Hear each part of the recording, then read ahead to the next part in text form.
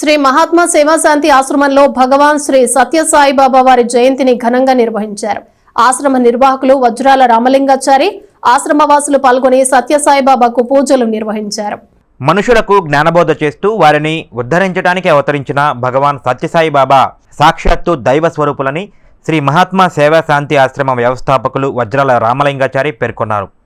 భగవాన్ శ్రీ సత్యసాయిబాబా వారి జయంతిని స్థానిక బురిపాలెం రోడ్డులోని శ్రీ మహాత్మా సేవాశాంతి ఆశ్రమంలో శనివారం ఘనంగా నిర్వహించారు.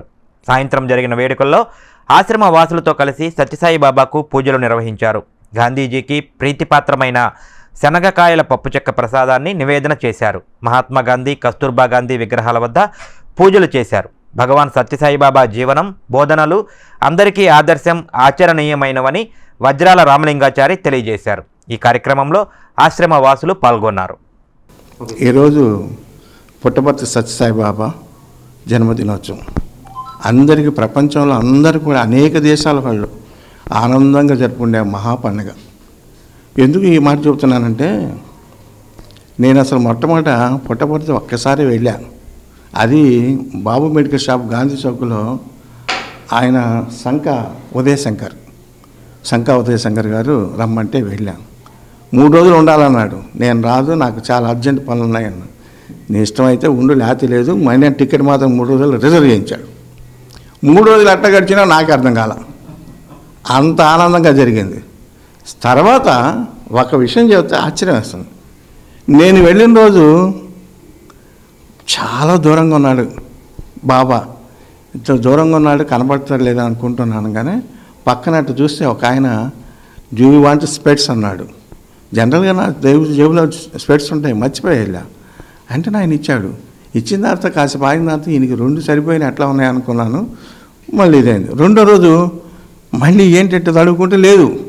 లేకపోతే మళ్ళీ ఆశ్చర్యం వేసింది. ఇటు పక్కన ఇటు అటు చూడంగానే ఆయన, యూ హ్యావ్ ఫర్గాటెన్ అన్నాడు. నువ్వు మర్చిపోయావు అన్నాడు. నిజమే సార్, నిజాను. మళ్ళీ 2వ రోజు ఇచ్చాడు. ఇది ఏంటి కళ నిజమా అని అనిపించింది. తర్వాత 3వ రోజు ఇక అనుకున్నా, ఎటువంటి పర్సనల్ స్పెట్స్ తీసుకుని వెళ్ళాల్సిందని పట్టుదలగా అనుకున్నాను. రాత్రి పడుకున్నాను, లేచాను, కూర్చున్నాను. చూసుకుంటే లేదు. ఊరినట్టు తిరిగా ఆయన చేతితో పట్టుకున్నాడు. నాకు చూపించగా నాకు కళ్ళమని నీళ్ళు వచ్చేసరి ఆనంద బాష్పాలు. ఏంటింత నా మీద దయ చూపించాడు. ఇంకొక సంఘటన ఏంటంటే, గ్రామాలు బాగుపడితే దేశం బాగుపడుతుంది. గ్రామాలు బాగుపడాలంటే మంచినీరు ఉండాలి, వైద్యం ఉండాలి, రోడ్లు ఉండాలి, హాస్పిటల్స్ ఉండాలి. ఇవే కదా నేను చేస్తుంది. గాంధీ మహాత్ముడు చెప్పినే నేను చేస్తున్నాను అని నన్ను క్వశ్చన్ చేశాడు. ఆ క్వశ్చన్కి మా ఉదయశంకర్ గారు ఆశ్చర్యపోయాడు. రామలింగాచారి ఏనాడు గాంధీ గారితో ఈ సంభాషణ రాలేదు. గాంధీ గారి నుంచి ఎప్పుడు చెప్పాడు కాదు, మేము 25-30 ఏళ్ళ నుంచి వస్తున్నాము అని. ఇది 1999లో 2000లో జరిగిన సంఘటన. చాలా ఆశ్చర్యం. ఇప్పటికీ నాకు ఆ దృశ్యం ఉంటుంది. ఎందుకు ఈ మాట చెబుతున్నా అంటే, ఎట్లాగైనా సరే భక్తి తత్వం అనేది ఒకటేను. ఎవరిని కొలిచినా భక్తిలో ఉండండి, తరించండి. ఈ జన్మ, మానవ జన్మ భగవంతులోకి లీనమయ్యే జన్మ. సృష్టి, స్థితి, లయములన్నీ గ్రహించగల శక్తి ఉన్నది ఒక మానవుడికే. అంతరిక్షంలోకి వెళ్ళగలడు, అక్కడ కూర్చోగలడు. అట్లాగే సముద్రంలో అట్టడుగున కూర్చోగలడు, ఆకాశంలో విహరించగలడు. ఇదంతా జ్ఞానం. కాలాన్ని వృధా చేయొద్దు అన్నాడు. నిరంతరం భగవన్నామ స్మరణ చేయండి. ఆయన భగవంతుడైన కూడా హరే రామ హరే కృష్ణ, కృష్ణ కృష్ణ హరే హరే అన్నాడు. అట్లే గాయత్రి మంత్రం ఉపదేశించేవాడు. ఆయన పాడేవాడు, హే గోపాల గోపాల గోవింద గోవింద అనేవాడు.